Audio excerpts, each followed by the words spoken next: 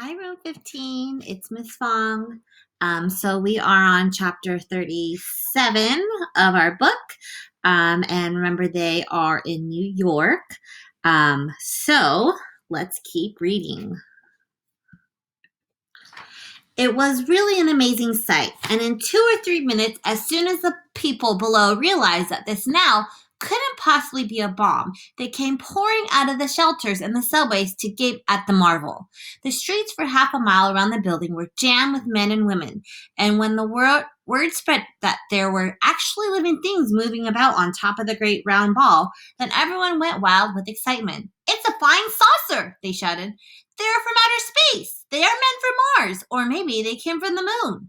And a man who had a pair of binoculars to his eyes said, "They look pretty peculiar to me, I'll tell you that." Police cars and fire engines came screaming in from all over the city and pulled up outside the Empire State Building. 200 firemen and 600 policemen swarmed into the building and went up in the elevator as high as they could go. Then they poured out onto the observation roof, which is the place where tourists stand, just at the bottom of the big spike. All the policemen were holding their guns at the ready.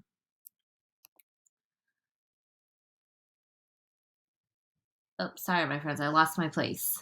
Oh, here we go.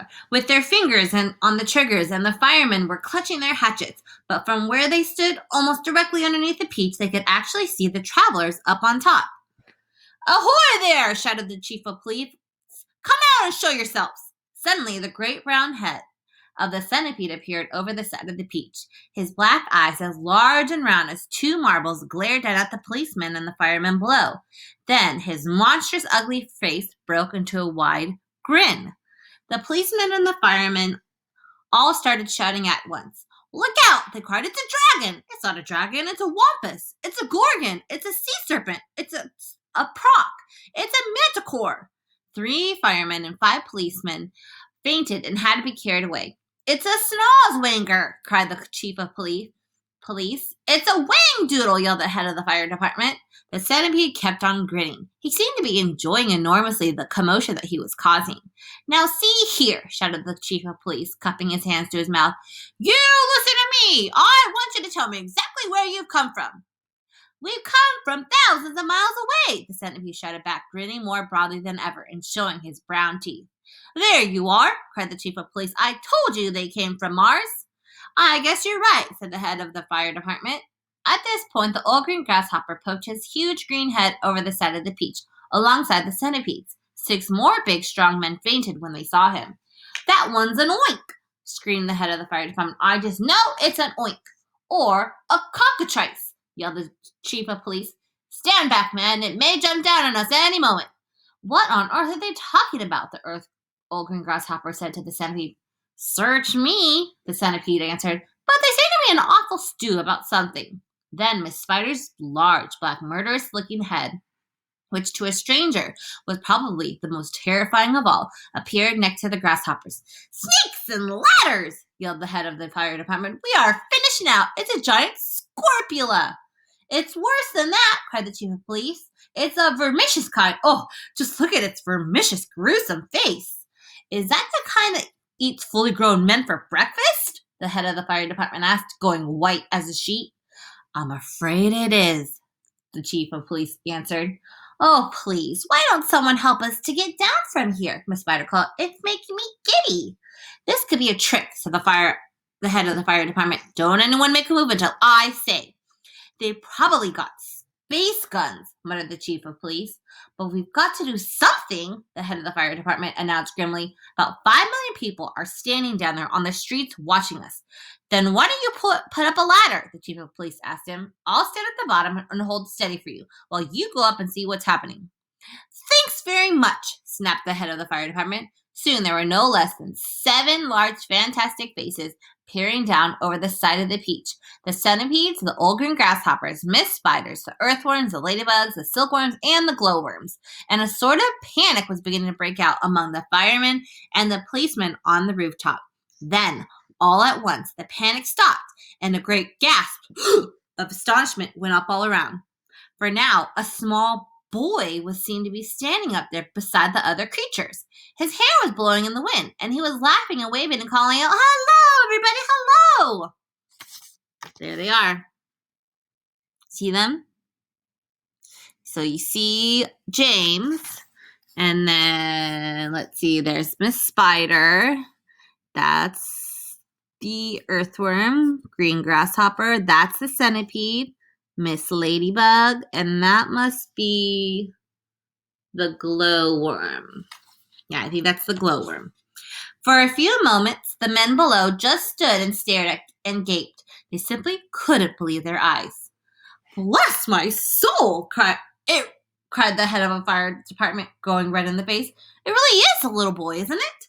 Don't be afraid of us, please, James called out. We are so glad to be here. What about those others beside you? Shouted the chief of police. Are any of them dangerous? Of course they're not dangerous, James answered. They're the nicest creatures in the world. Allow me to introduce them to you. One by one, I'm sure you will believe me. My friends, this is the centipede, and let me make it known.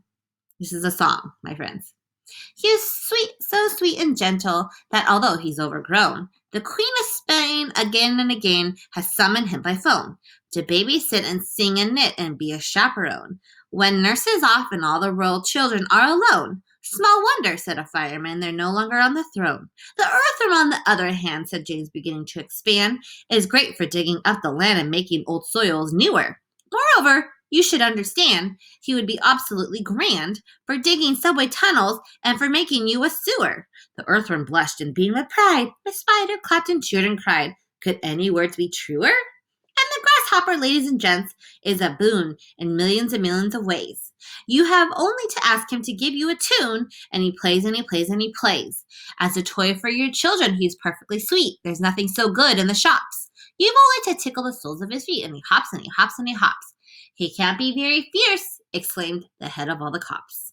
And now, without excuse, I'd like to introduce this charming glowworm, lover of simplicity. She is easy to install on your ceiling or your wall. And although this smacks a bit of eccentricity, it's really rather clever. For thereafter, you will never, never have the slightest need for using electricity.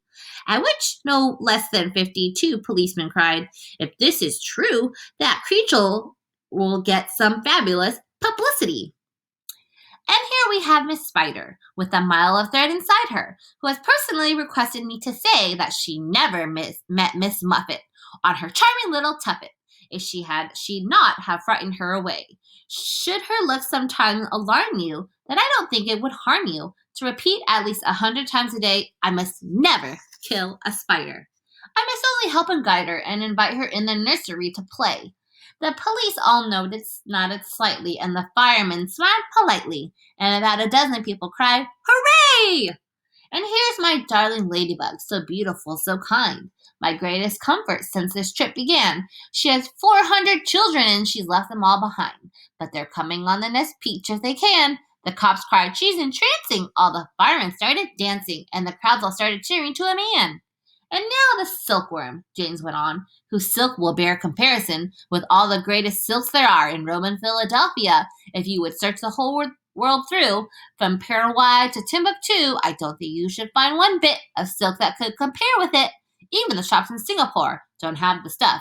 And what is more, the silkworm had, I'll have you know, the honor not so long ago to spin and weave and sew and press the Queen of England's wedding dress. And she's already made and sent a waistcoat for your president.